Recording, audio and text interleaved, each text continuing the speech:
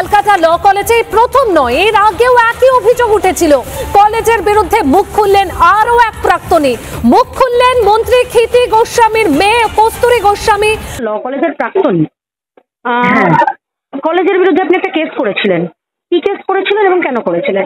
15-20 বছর ধরে কলেজে ছাত্র সংসদ নির্বাচন হতো না এবং কয়েকটি ছেলে যাদের হাতে ক্ষমতা যারা মনে করেছিল আছে, তারা তার অপব্যবহার করে সিলেকশন পদ্ধতি চালু করতো। তাদের যাদেরকে পছন্দ তাদেরকে বিভিন্ন পোর্টফোলিও হোল্ডার তারা করে রাখতো।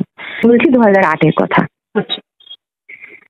তো সেই সময় আমরা কলেজের বিরুদ্ধে কেস করি এই মর্মে যে কলেজের ভিতরে আমরা নির্বাচন করতে চাই। নির্বাচনটা করতে চাইছি একটা স্বাধীন পরিবেশ, ওখানে সুস্থ একটা পরিবেশ ক্রিয়েট করতে চাইছি।